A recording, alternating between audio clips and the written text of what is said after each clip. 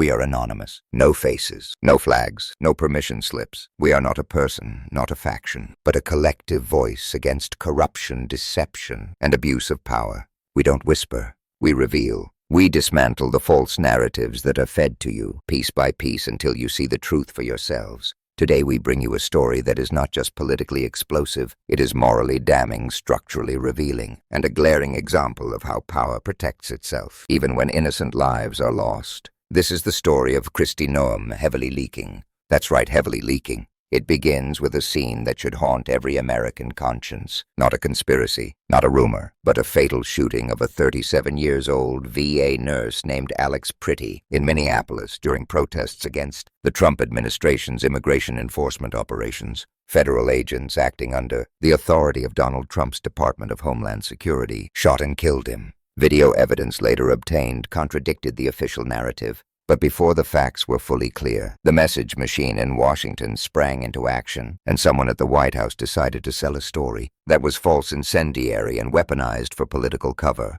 Minutes after the shooting, according to multiple sources, White House officials rushed out statements that labeled Pretty a domestic terrorist and an assassin. That language was broadcasted as fact before anyone on the ground had been properly interviewed, before evidence was fully reviewed, before the family had even been informed. And who spread that narrative? Not just one person, but a chain reaction that goes right up the food chain. First came White House Deputy Chief of Staff and top Trump advisor Stephen Miller, a man with more sway than his title suggests, who tweeted that an assassin tried to murder federal agents. That phrase, shocking in its brazenness, was based on nothing more than a preliminary report from Customs and Border Protection. Then the Department of Homeland Security, led by Kristi Noem, repeated that narrative to the world. Noem held a press conference. She told reporters that Pretty approached agents with a gun, violently resisted disarmament, and was planning to hurt law enforcement officers. That was her public version.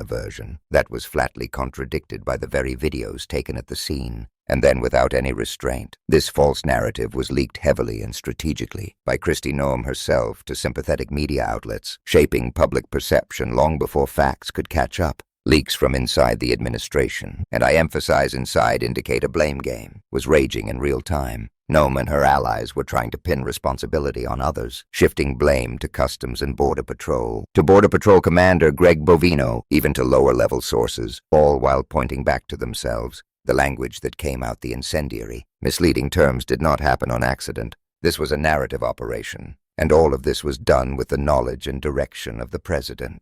Sources told Axios and other outlets that everything Noem did, she did under the direction of Trump and Stephen Miller. Noem herself reportedly said so. Let that sink in. Think about it.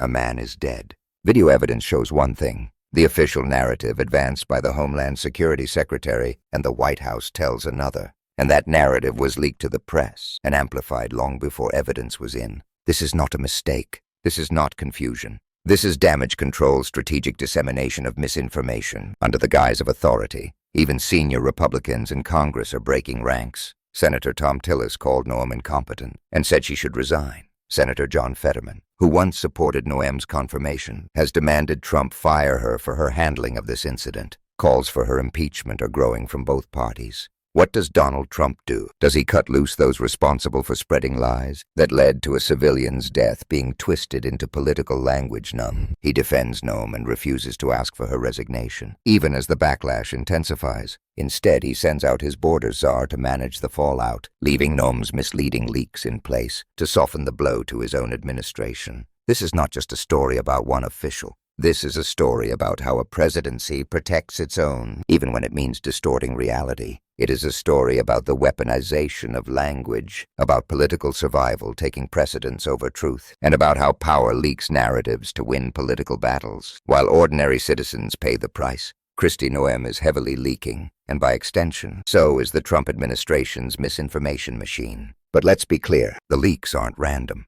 They aren't loose ends. They're strategic, coordinated attempts to shape public perception in defense of a political agenda that values optics over accountability. And that's why we are here. That's why you are listening. If you believe the public deserves truth, transparency, and justice, then do not let this narrative stand unchallenged. Share this information. Demand accountability from elected officials, Republican, Democrat, or otherwise. Support efforts to preserve evidence, to hold public servants to the highest standards, and to ensure no one in power escapes scrutiny. This is the truth they don't want you to see. We are anonymous. We are legions. We do not forget. We do not forgive. Expect us.